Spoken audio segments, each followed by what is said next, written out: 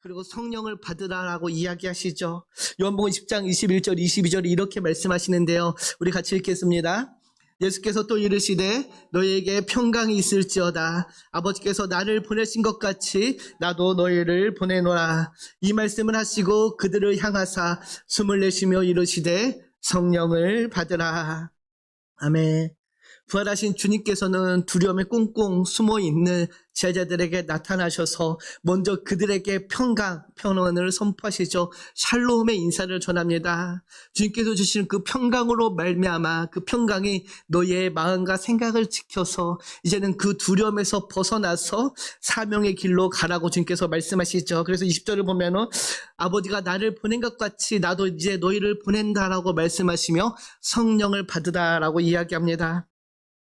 주님께서는 제자들에게 새로운 사명의 길을 보여주신 것이죠. 이제는 어떻게 살아야 하는지에 대한 길을 제시해 주셨습니다. 그들이 무엇을 해야 하는지, 어떤 삶을 살아야 하는지에 대해서 말씀해 주신 것이죠. 이렇게 주님께서 새로운 사명을 또 새로운 길을 제자들에게 보여주었지만은 그러나 제자들은 여전히 어떻게 해야 될지를 몰랐습니다. 그 본문이 바로 오늘 본문이죠. 오늘 본문 1절을 보면은 그들이 지금 디베랴 호수 갈릴리 바다에 있다라고 이야기합니다. 제자들은 지금 갈릴리 바다 호수에 있습니다. 주님의 말씀에 따라 내가 너희를 갈릴리에서 먼저 만날 것이다라는 그 약속의 말씀에 따라 지금 갈릴리에 와 있지만은 그들은 주님의 부재 가운데 무엇을 해야 할지 몰랐습니다. 그래서 3절을 보면 베드로가 먼저 이렇게 이야기하죠. 시몬 베드로가 나는 물고기를 잡으러 가노라 하니 그들이 우리도 함께 가겠다 하고 나가서 배에 올랐다라고 이야기합니다. 주님을 기다리는 그 시간 그들은 무엇을 해야 할지 몰랐습니다. 그래서 일단은 자신들이 제일 잘하는 그들의 생업인 물고기를 잡으러 나가겠다라고 선언을 하죠.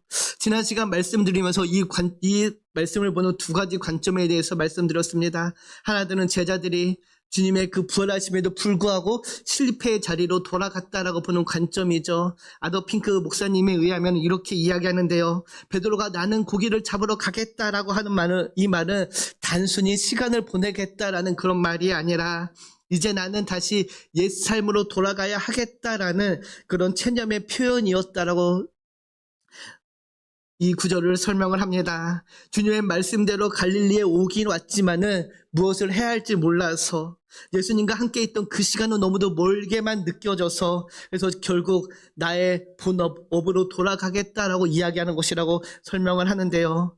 어떤 해석이든 간에 그들은 지금 주님을 기다리는 그 시간 속에서 고기를 잡으러 나갑니다. 그런데 그들을 기다리는 것이 무엇이었나요? 3절을 다시 보면은 그날 밤에 아무것도 잡지 못하였다라고 이야기를 하죠.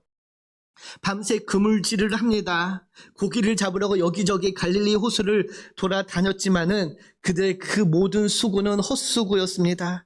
그들은 아무것도 잡지 못했죠. 심한 좌절과 절망의 시간이었을 것입니다. 고기를 잡으러 나간 어부가 단 한 마리의 고기도 잡지 못했다는 것은 정말 큰 실패요 좌절의 시간이었을 것입니다. 제자들은 주님이 지금 맡기신 그 사명의 자리에도 실패하고 그들의 성업의 자리에 돌아갔음에도 불구하고 거기서도 실패한 실패의 연속, 실패를 맛보고 있는 것이죠. 오늘 본문에서 이 3절 그들이 밤새 아무것도 잡지 못하였다라는 이 말을 우리가 좀 주목해야 됩니다. 그들의 수고가 헛된 수고요. 그들의 지금 상황은 빈손이요, 빈 그물이요, 빈 배였다라는 것이죠. 이 사실이 너무도 중요합니다. 사랑하는 성도 여러분, 사도 요한은 이 사실을 왜 기록할까요? 왜 그들이 빈손이었다는 것, 빈 그물이요, 빈 배였다는 것을 강조할까요? 한만가족 여러분, 우리가 알고 있는 우리 주님은 우리의 필요를 채워주시는 주님이십니다. 아멘이십니까? 우리 주님은 저와 여러분의 필요를 아시고 우리의 모든 필요를 채워주시는 하나님이시죠. 그런데 더 중요한 것은 이렇게 우리의 필요를 아시고 우리의 필요를 채워주시는 그 주님께서 때로는 우리의 손을 비어있게 만들 수 있다는 것입니다. 때로는 주님께서 우리의 손을 빈손이 되게 하시며 우리의 그물이 빈 그물이 되게 하시며 우리의 배를 빈 배로 만드십니다. 그렇게 하실 수 있으십니다. 비어있다라는 것, 빈손이라는 것, 내가 가진 것이 아무것도 없다라는 것은 세상의 기준으로 보면은요, 세상의 관점으로 보면은 실패한 인생입니다. 실패한 삶입니다. 내가 지금까지 이 긴 시간을 살아왔는데 내 손에 가진 것, 내가 이룬 것이 아무것도 없는 빈손이라는 것은 실패를 상징하죠. 그래서 빈손이요, 빈 그물이요, 빈 배라는 것은 결국 실패한 인생을 가리킵니다. 사랑하는 한마음 가족 여러분, 여러분 혹시 이런 고민을 하신 적이 없으신가요? 왜 나는 주님의 말씀에 따라 순종하며 애쓰며 살아가고 있는데 내 삶에 왜 남는 것이 아무것도 없지? 왜 내 삶은 여전히 빈손이요, 빈 그물이며 왜 내 삶은 여전한 공허함만 남아있을까라는 질문을 해보신 적이 없으신지요? 아마 우리가 주님을 따라가면서 여러분 입 밖으로 내지는 못했지만은 수없이 되뇌인 질문일 수도 있습니다. 그러나 여러분, 우리 하나님은 종종 저와 여러분의 손을 빈손이 되게 하십니다. 때로는 철저히 비어진 채 아무것도 붙잡을 수 없는 상황을 만들어 놓으십니다. 왜 그러실까요? 왜 우리의 하나님은, 우리의 필요를 채워주시는 우리의 하나님은 때로는 우리의 손을 비어있게 만드실까요? 그것은 우리의 손이 비어있을 때 비로소 우리가 주님을 볼 수 있기 때문입니다. 우리는 안타깝게도 저와 여러분의 손에 무엇인가 의지할 것이 있으면은 주님을 보기를 싫어합니다. 내 생각과 내 계획대로 내 손에 있는 것을 의지하려고 하지 주님을 바라보지 않습니다. 그런데 우리의 손에 붙잡을 것이 없을 때에 정말로 우리의 손이 빈손이 되어서 어찌할 바를 해야 할지 모를 때에 비로소 우리는 주님을 보게 됩니다. 주님을 찾게 되죠. 그래서 빈 그물, 빈 배는 내 힘으로 안 되는구나. 내 능력으로는 도저히 감당할 수 없다는 것을 깨닫는 순간이 되는 것입니다. 내 한계를 자각하는 시간이 되고요. 내 능력을 자각하는 시간이 바로 빈손, 빈 그물의 시간입니다. 그래서 때론 주님께서는 자신의 사랑하는 자녀들, 자신의 사랑하는 백성들을 빈손이 되게 하십니다. 여기에 신앙의 비밀 은혜가 있습니다. 사랑하는 성도 여러분, 주님께서 때로는 나의 손에 가진 것이 아무것도 없게 만드신다는 그 사실을 여러분 기억하시기 바랍니다. 누가복음 5장을 보면은 이와 비슷한 사건이 있죠. 베드로와 제자들은 밤새 그물을 던집니다. 그러나 아무것도 잡지 못하지요. 그런데 주님께서 깊은 데에 가서 그물을 던지라 하니 그 말씀에 순종하니 그물이 찢어질 정도로 고기가 잡히는 그런 기적을 보게 됩니다. 정말로 그물이 찢어지는 그런 많은 고기를 잡았는데요. 그때 베드로의 고백이 무엇이었나요? 기쁨의 환희였나요? 그렇지 않습니다. 본문 8절을 보면 이렇게 이야기하죠. 우리 같이 읽겠습니다. 시몬 베드로가 이를 보고 예수의 무릎 아래에 엎드려 이르되 주여 나를 떠나소서 나는 죄인이로소이다. 아멘. 시몬 베드로의 고백 외침은 기쁨과 환희의 외침이 아니라 주님 나는 죄인입니다. 나를 떠나소서라는 고백이었습니다. 고기가 많이 잡히는 그 순간 자신이 죄인임을 깨닫게 되었습니다. 이것이 은혜의 역설입니다. 하나님은 우리의 손을 비워 놓으시고 그 빈 손을 다시 채우심으로 나의 한계를 자각하게 하시고 또 내가 죄인임을 알게 하시며 내가 온전히 하나님 없이는 살아갈 수 없는 존재임을 알게 하십니다. 그래서 때로는 우리를 광야로 내어보내시는 분이 바로 우리의 하나님이십니다. 제가 좋아하는 찬양 중에 광야를 지나면라는 찬양이 있습니다. 그 찬양의 가사를 보면 이런데요. 왜 나를 깊은 어둠 속에 홀로 두시는지, 어두운 밤은 왜 그리 길었는지, 나를 고독하게, 나를 낮아지게, 세상 어디에도 기댈 곳이 없게 하시는 분이 바로 주님이라는 고백이죠. 그때 무엇을 알게 됩니까? 주님만이 내 도움이 되시고 주님만이 내 빛이 되시며 주님만이 내 친구가 되시는 것을 깨닫게 된다라고 찬양이 고백을 합니다. 바로 저와 여러분의 고백이죠. 우리는 때로는 주님의 계획 속에 광야 학교에 들어가게 됩니다. 그 광야 학교를 통하여서 우리는 주님을 만나게 되고 주님을 보게 되며 주님을 철저하게 의지하는 것을 배우게 되지요. 이것이 광야로 우리의 삶을 인도하시는 하나님의 이유입니다. 이스라엘 백성도 마찬가지였습니다. 출애굽한 이스라엘 백성을 하나님께서 왜 광야로 인도하셨나요? 그 광야를 통하여서 철저히 그동안 애굽에서 몸담아왔던, 애굽에서 배워있던 그 모든 습성들을 내어놓고 온전히 만군의 여호와 되시는 하나님만을 바라보며 하나님을 의지하며 하나님의 백성으로 살아가게끔 하기 위해서 주님께서는 이스라엘 백성을 광야로 인도하셨습니다.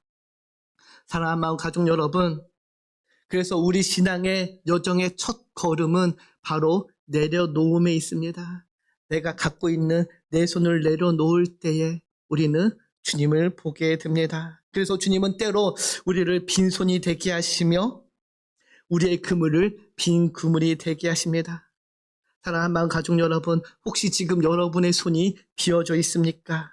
여러분의 그물이, 여러분의 배가 빈 그물이요 빈 배의 상태입니까?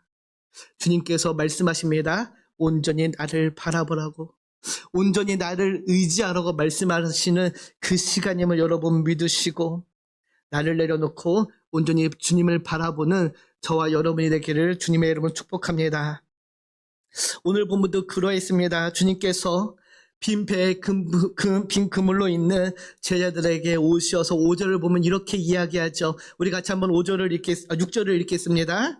이르시되 그물을 배 오른편에 던지라. 그리하면 잡으리라 하시니 이에 던졌더니 물고기가 많아 그물을 들 수 없더라. 빈 그물, 빈 배로 있는 제자들에게 주님께서 오셨습니다. 그리고 너에게 고기가 있냐 묻죠. 제자들이 없나이다 대답하니 그물을 오른편에 던지라라고 말씀하십니다. 그 말씀에 따라 그물을 던졌더니 어떻게 되나요? 물고기가 많아 그물을 줄 수 없게 되었다라고 이야기합니다. 지난 시간 말씀드렸죠. 지금 제자들은 자신에게 말씀하시는 이가 예수님인지를 몰랐습니다. 그럼에도 불구하고 그 말씀에 따라 그물을 던졌더니 수많은 고기를 잡게 되는 기적을 맛보게 됩니다. 이 말씀이 우리에게 무엇을 알려주나요, 여러분? 바로 주님이 함께 하시는 그 순간, 주님이 함께 하시면은 우리가 그분이 주님인지 아닌지 알지 못하더라도 주님이 그 순간 거기 계심으로 인하여서 그 자리가, 그 시간이 은혜의 시간이요, 은혜의 자리가 된다라는 것입니다. 사랑하는 성도 여러분, 주님이 우리와 함께 하실 때, 심지어 우리가 그분이 주님인지 알지 못하는 그 순간에도 주님이 함께 하시면은 우리의 삶에 은혜가 넘쳐난다라는 것입니다. 이것이 은혜의 본질입니다, 여러분. 주님이 계신 그 자리가 은혜의 자리요, 주님이 함께하는 그 시간이 은혜의 시간이 되는 것입니다. 우리가 알던 모르던 그 은혜는 변함없이 우리의 삶에 부어지고 있다라는 것이죠. 얼마나 놀라운 사실입니까, 여러분? 내가 알지 못하지만은 주님께서는 끊임없이 변함없이 은혜를 부어주고 계시다라는 것입니다. 그래서 우리가 이 세상을 살아가다 보면은, 우리 이 세상의 삶을 돌아보면은 주님이 함께함을 깨닫지 못하는 그 시간들이 너무도 많지만은, 그러나 돌아보면은 그 시간이 다 주님의 은혜로 가득 찬 시간일 수밖에 없다고 고백하는 것이죠. 우리가 알지 못하고 깨닫지 못하지만은 그 삶의 모든 시간이 주님의 은혜로 가득 찬 시간이 된다라는 것입니다. 하나한 가족 여러분, 바라기는 순간순간 함께 하시는 그 주님의 은혜를 깨닫고 감사함으로 살아가는 저와 여러분 되기를 축복합니다. 정말로 우리는 알지 못하지만 주님께서는 계속해서 그 은혜를 우리에게 부어주고 계십니다. 그 사실 여러분 믿으시고 그 은혜를 누리시는 복된 삶을 살기를 축복합니다. 이렇게 고기가 가득 차는 기적을 맛보자 7절을 보면은 예수님께서 사랑하시는 그 제자가 베드로에게 주님이시다라고 외치죠. 마지막으로 던진 그 그물에 고기가 가득 차는 기적이 일어나자 그 중에 한 명인 주님께서 사랑하시는 그 제자가 주님이시다라고 고백을 하는 것입니다. 요한의 이 외침은 신학적인 정의가 아니죠. 주님이시다라고 외친 이 외침은 바로 이 삶의 현장에서 터져나온 은혜의 인식이었습니다. 하나님의 은혜가 우리의 현실 가운데 임했다라는 것을 깨닫는 그 순간 주님을 보게 된 것이죠. 주님이 아니고서는 이 놀라운 기적을 베풀 수 있는 분이 없다라는 것을 깨닫게 된 것입니다. 주님께서는 밤새 그 자리에 서 계셨지만은 제자들은 바닷가에 서 계신 그분이 예수님인지 몰랐습니다. 그러나 주님의 은혜가 임하자 바로 그분이 주님이신 것을 깨닫게 된 것이죠. 사랑하는 성도 여러분, 때론 우리가 삶에 짓눌려 있을 때, 우리의 삶이 어두울 때, 또 실패와 좌절감에 눌려 있을 때 우리는 예수님을 보지 못할 때가 있습니다. 그러나 그분은 여전히 우리와 함께 하고 계십니다. 문제는 우리가 그분임을 깨닫지 못하고 보지 못하고 있다는 것이죠. 그러면 어떻게 우리와 함께 하시는 그 주님을 우리가 깨닫고 볼 수 있을까요? 7절에 그 방법이 나오는데 우리 7절을 다시 보면 이렇게 이야기합니다. 예수께서 사랑하시는 그 제자가 베드로에게 이르시되 주님이시라 하니, 여기까지만 읽겠습니다. 예수께서 사랑하시는 그 제자가, 여기에 답이 있습니다. 주님께서 사랑하시는 그 제자 누구인가요? 바로 사도 요한이죠. 사도 요한이 이 놀라운 사실을 깨닫게 된 것, 주님임을 바라보게 된 것은 그가 단순히 눈치가 빨라서가 아니었습니다. 그가 예수님께서 사랑하시는 그 제자였기 때문이죠. 제자들 가운데 가장 깊은 애정을 가진 사람이었습니다. 영적인 분별력을 많이 소유한 사람이었고요. 초의 만찬 때 주님의 품에 누워있던 사람이었으며 십자가에 가장 가까이 있던 제자였습니다. 그래서 주님께서 그의 어머니를 부탁한 그 제자였죠. 무엇을 알려주나요? 사랑하면은 볼 수 있는 눈이 열린다는 것입니다. 사랑하면은 깨닫게 된다는 것이죠. 하나님의 사랑을 알고 그 사랑을 깊이 경험하면 경험할수록, 그 은혜를 더 깊이 체험하면 체험할수록 하나님을 볼 수 있는 눈이 열린다는 것이죠. 사랑하는 성도 여러분, 사랑하는 자의 영혼은 하나님의 숨결에 민감하게 반응합니다. 여러분이 하나님을 깊이 사랑하면 사랑할수록 그분의 숨결에 민감하게 반응할 수 있다는 것이죠. 그래서 우리가 매일매일 말씀을 묵상하고 기도하는 이유가 바로 여기에 있습니다. 그분의 우리 가운데 함께 하신다는 그 사실을 알기 위해서 그분을 사랑하게 그분의 말씀을 읽고 묵상하고 기도하는 것이죠. 그 가운데 하나님이 함께 하심을 깨닫게 되는 것입니다. 주님의 사랑이 우리 안에 거할 때에, 주님의 사랑이 저와 여러분 안에 있을 때에 우리의 삶이 어떤 상황에서도 우리는 주님을 볼 수 있게 될 것입니다. 우리의 삶이 어두울 때, 실패와 좌절의 순간에 있을 때에도 주님의 사랑이 우리 안에 있다라면은, 그 사랑으로 내가 충만하다라면은 우리는 그 상황 가운데 함께 하시는 주님을 볼 수 있다라는 것이죠. 바라기는 저와 여러분의 안에 주님의 사랑이 충만해져서 어떤 상황 속에서도 주님을 바라보고 주님과 동행하는 복을 누리는 그 은혜가 있기를 축복합니다. 이렇게 사도 요한이 주님이시다라고 외치니 7절을 보면 베드로의 반응이 무엇이었나요? 우리 7절을 다시 한번 보겠습니다. 예수께서 사랑하시는 그 제자가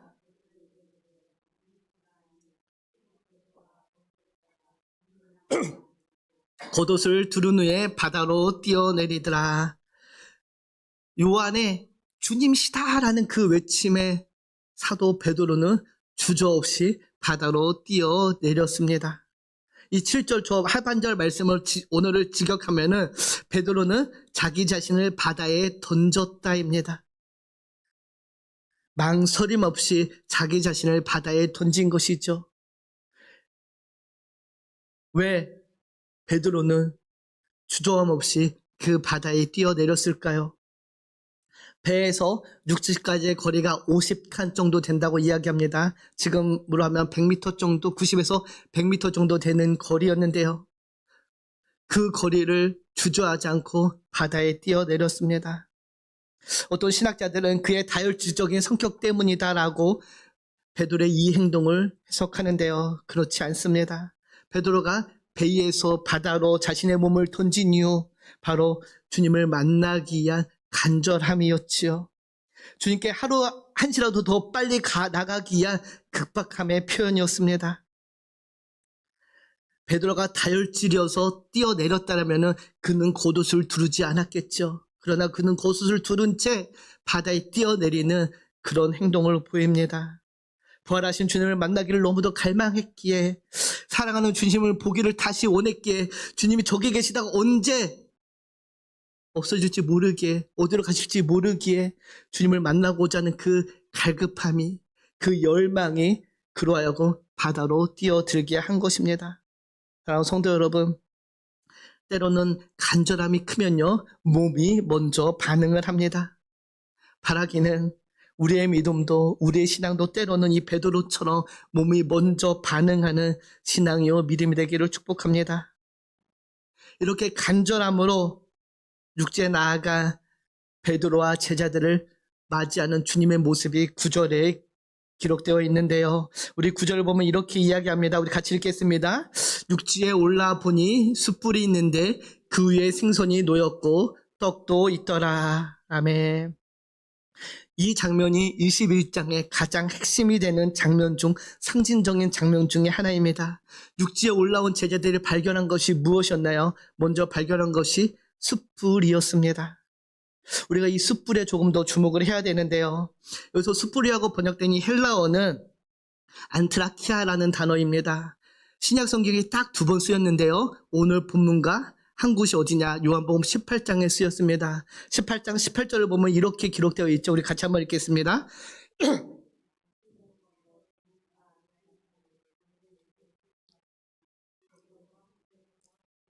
그때가 추운 거로 종과 아랫사람들이 불을 피우고 서서 쬐니 베드로도 함께 서서 쬐더라. 저기서 불이라고 번역된 단어가 바로 안트라키아, 똑같은 숯불이라고 번역된 단어인데요.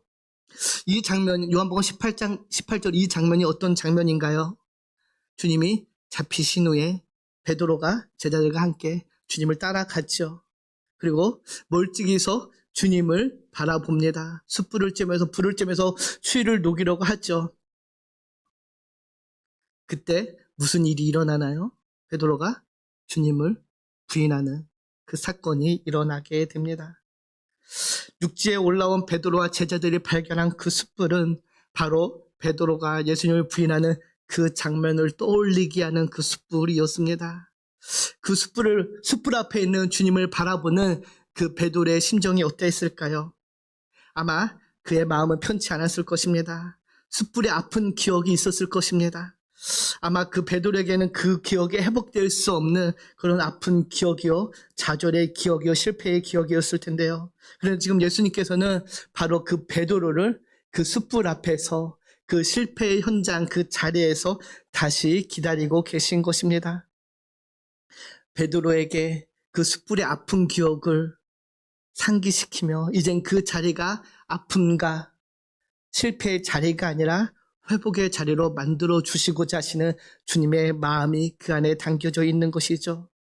주님께서는 베드로의 상처를 잊지 않으셨습니다. 그러나 그 상처를 정지함으로 남겨두지 않으시고요, 그 상처가 시작된 그 자리에서 다시 그를 일으키시고 그를 회복시켜 주시는 것이죠. 사랑하는 성도 여러분, 예수님은 베드로의 고통을 묻지 않으십니다. 그러나 그 아픔을 끌어안고 기다리시며 회복시켜 주고 계신 것이죠. 그 실패의 현장에서 다시 그를 일으키시며 다시금 그에게 사명을 부여하고 계신 것입니다. 사랑하는 성도 여러분, 오늘 우리의 삶의 자리도 마찬가지입니다. 우리의 삶의 자리에도 때로는 상처와 실수, 수치의 자리가 있을 수 있습니다. 그러나 그 자리에서 주님은 숯불을 피우고 우리를 기다리고 계십니다. 그리고 말없이 떡과 생선을 준비하시며 만찬을 준비하고 계시는 분이 바로 우리 주님이시죠. 그래서 12절과 13절을 보면 이렇게 이야기하는데요. 예수께서 이르시되 와서 조반을 먹으라 하시니 제자들이 주님이신 줄 아는 거로 당신이 누구냐? 감히 묻는 자가 없더라. 예수께서 가셔서 떡을 가져다가 그들에게 주시고 생선도 그와 같이 하시니라. 성만찬의 그 장면이 떠올립니다. 주님께서는 머뭇거리고 와서 조반을 먹으라고 초대하는 그 초대에 반응하지 못하는 제자들에게 직접 손수 떡을 떼어주시고 생선을 떼어 나눠주십니다. 주님을 부인하고 주님을 배반한 제자들, 그래서 주님과 함께 그 식탁의 교제를 누릴 수 없다고 생각하는 그 제자들, 그래서 머뭇거리고 있는 그 제자들에게 주님께서는 친히 다가가셔서 떡을 나눠주시고 생선을 나눠주시며 식탁의 교제를 하기 원하십니다.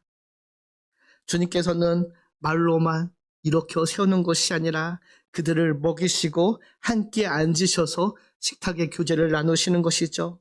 사랑하는 성도 여러분, 때로는 실패한 자에게, 때로는 상처 있는 자에게 한마디 말보다 더 크게 다가오는 것이 바로 떡 한 조각, 생선 한 점일 수 있습니다. 묵묵히 함께 밥을 나누며 함께하는 것, 그저 그 시간을 함께 보내는 것, 그것이 회복의 시작이 될 수 있다는 것이죠. 그래서 주님께서 지금 차려놓은 이 식탁은 그저 단순한 아침 식사의 자리가 아니라 제자들을 다시 회복의 자리로 부르시는 그 초대이며, 그들을 사랑의 자리로 부르시는 그 초대이며, 그들을 사명의 자리로 다시 부르시는 초대의 아침 식사입니다. 마찬가지로 우리 주님께서도 지금 여전히 우리를 식탁의 교제 자리로 부르시고 계십니다. 우리가 쓰러진 자리, 우리가 상처 입은 자리에서 주님께서는 말없이 우리를 기다리시며 우리에게 떡과 생선을 나눠주시기를 기대하고 계십니다. 한번 가족 여러분, 요한복음 21장의 이 이야기는 제자들의 이야기가 아니라 우리 모두의 이야기가 될 수 있습니다. 상처받고 실패하고 수치에 눌려있는, 그러나 다시 시작하고 싶은 그런 우리를 향하여서 주님께서 우리를 초청하고 부르시고 있는 말씀이라는 것이죠. 오늘 우리도 삶의 어둠과 실패 가운데 있을 수 있습니다. 그러나 주님은 그런 실패의 자리에 있는 우리에게 오셔서 조용히 식탁의 교제를 나누기를 원하십니다. 그 식탁의 교제는 바로 주님의 말씀을 나누며 함께하는 자리라는 것이죠. 사랑하는 한만 가족 여러분, 진정한 회복은 주님과 함께하는 그 자리가 회복의 자리가 됩니다. 와서 조반을 먹으라라는 그 초대는 그래서 오늘 우리에게도 다시 한번 그 은혜의 자리로 부르시는 주님의 음성임을 여러분 기억하시고, 회복이 주님과 함께함의 시작이라는 것을 깨닫고 오늘도 주님의 부르심에 순종함으로 함께함의 은혜를 누리는 저와 여러분이 되기를 주님의 이름으로 축복합니다.